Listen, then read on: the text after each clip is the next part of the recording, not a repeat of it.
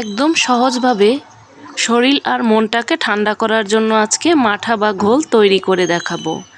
একদম কম সময়ে ঝটপট তৈরি করে নিতে পারবেন। দোকান থেকে অস্বাস্থ্যকর মাঠা বা ঘোল না খেয়ে বাড়িতেই কিন্তু মজার এই স্বাস্থ্যকর মাঠা বা ঘোলটি সহজেই তৈরি করে নিতে পারবেন।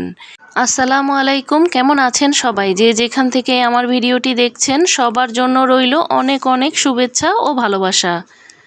তৈরি করার জন্য আমি প্রথমেই এই রকম 1 বাটি টক দই নিয়েছি।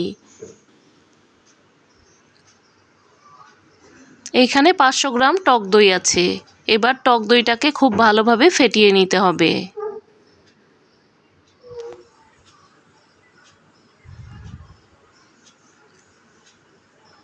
একটু সময় নিয়ে সুন্দরভাবে টক দইটাকে ফেটিয়ে নিতে হবে। এবার দিয়ে দেব আধা চা চামচ বিট লবণ। চাইলে নর্মাল লবণটাও দিতে পারেন, তবে বিট লবণটা দিলে কিন্তু স্বাদটা ভালো আসে। 4 টেবিল চামচ গুঁড়া দুধ,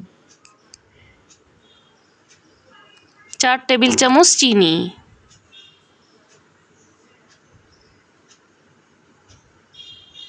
দিয়ে দেব 2 টেবিল চামচ লেবুর রস।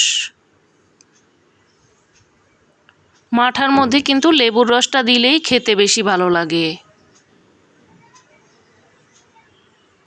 এবার দিয়ে দেব 1 কাপ পানি। এবার হ্যান্ড উইক্স দিয়ে খুব ভালোভাবে মিশিয়ে নেব। মাঠা বা ঘোল তৈরি করার জন্য কখনো ব্লেন্ডার ব্যবহার করবেন না, এতে করে দইটা ছাকড়া ছাকড়া হয়ে যায়। হ্যান্ড উইক্স দিয়ে আমি খুব ভালোভাবে মিশিয়ে নেব। চাইলে এখানে একটি ডাল ঘুটনিও ব্যবহার করতে পারেন।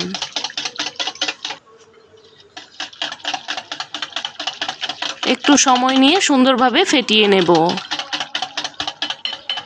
এখন আমার মাঠা বা ঘোলটা একদম পরিবেশনের জন্য তৈরি। ঠান্ডা ঠান্ডা এটা পরিবেশন করতেই কিন্তু ভীষণ মজার। আমি গ্লাসটাকে চিনি আর লেবু দিয়ে সাজিয়ে নিয়েছি। এবার গ্লাসের মধ্যে পরিবেশন করে নিচ্ছি।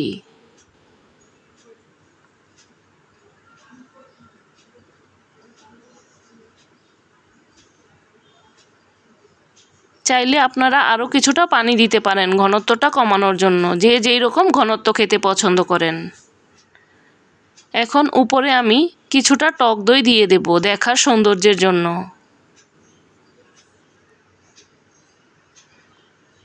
চাইলে আপনারা যে কোনোভাবেই পরিবেশন করে নিতে পারেন। গরমে যদি এই রকম 1 গ্লাস ঘোল বা মাঠা হয় তাহলে কিন্তু শরীর মন দুটোই ঠান্ডা হয়ে যাবে।